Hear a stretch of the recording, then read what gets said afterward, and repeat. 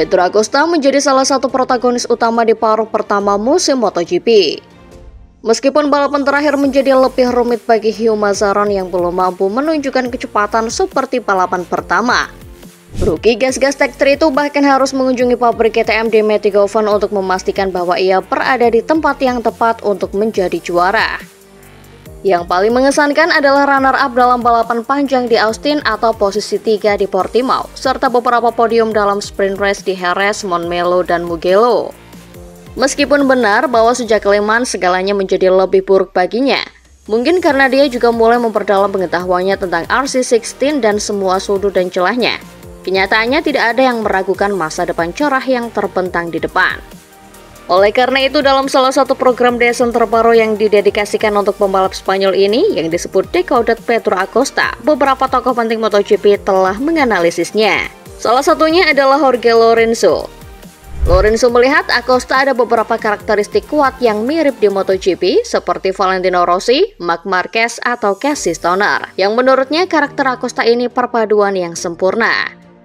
Lorenzo menjelaskan yang membuatnya berbeda dari yang lain adalah persiapannya.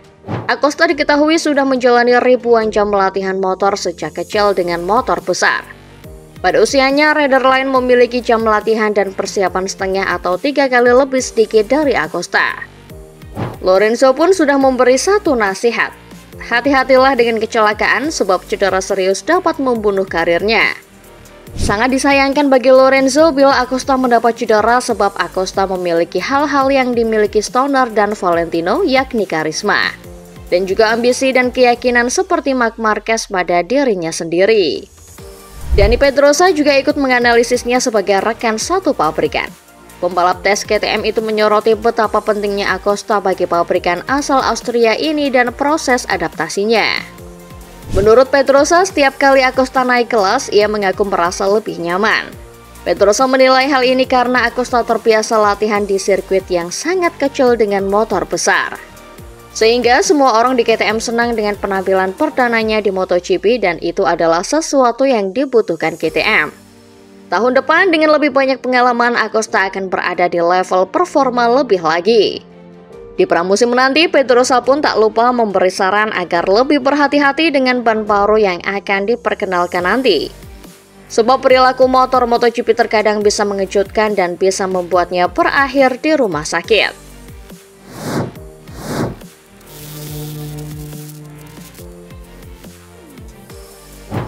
Seperti diketahui, Veda Ega Pratama jadi satu-satunya perwakilan pembalap Indonesia yang turun di ajang Red Bull Rookies Cup musim ini.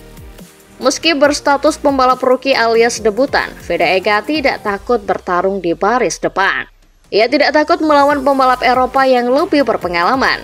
Contohnya adalah penguasa klasemen di posisi 1-2 yakni Brian Uriarte dan Alvaro Carpe.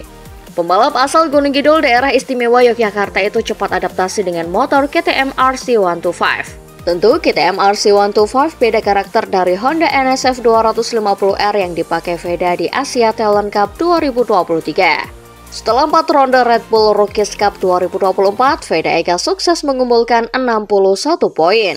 Finish terbaik diraih pada Race 1 Assen Belanda yaitu P4. Kini ia menempati peringkat 8 di klasemen sementara Red Bull Rookies Cup. Tinggal tunggu Veda Ega naik podium dan juara saja nih. Fakta lainnya, perolehan poin Veda setelah 4 ronde Red Bull Rookies Cup lebih unggul dari para pendahulunya. Dalam 3 musim terakhir, ada 2 pembalap Indonesia yang jadi perwakilan di Red Bull Rookies Cup. Mereka adalah Mario Suryo Aji dan Fadilah Arbi Aditama. Mario Suryo Aji atau Mario Aji turun pada musim 2021, sedangkan Arbi Aditama musim 2022 dan 2023. 4 ronde pertama Red Bull Rookies Cup 2021, Mario Aji berhasil mengoleksi 45 poin. Sementara Arbi Aditama mengumpulkan 22 poin dari 4 ronde awal musim 2022. Masuk musim 2023, Arbi menambah perolehan jadi 29 poin. Dengan begitu terbukti Veda Ega Pratama luar biasa di Red Bull Rookies Cup 2024 walau musim debutan. Ronde Red Bull Rookies Cup selanjutnya akan digelar di sirkuit Red Bull Ring Austria pada 17 hingga 18 Agustus mendatang.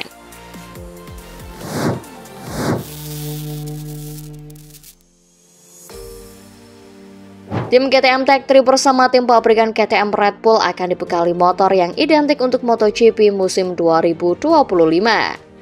Tak hanya itu, mereka juga merubah line up pembalap baru dengan merekrut pembalap top bersama Enea Bastianini dan Maverick Viñales dari Ducati dan Aprilia. Enea Bastianini dan Maverick Viñales adalah dua pemenang balapan. Secara umum, ini merupakan sesuatu yang baru bagi Tech3. Sehingga targetnya adalah bisa naik podium setiap akhir pekan karena tidak akan ada rookie di KTM. Manajer tim Tech3 Nicola Joyon pun meyakini dengan merekrut Viñales dan Bastianini adalah upaya besar dari KTM yang akan membawa mereka ke puncak dan target akhir dari ini adalah memenangkan gelar juara.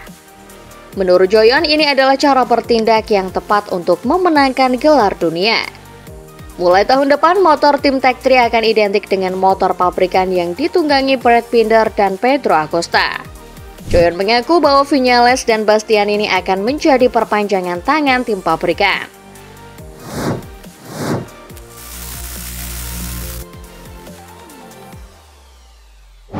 CEO Aprilia Racing Massimo Rivola mengeluhkan padatnya kalender MotoGP 2024. Salah satu yang dikeluhkannya adalah soal batalnya MotoGP Kazakhstan 2024 yang awalnya sempat batal kemudian diberi kesempatan kedua dengan diplot menggantikan India.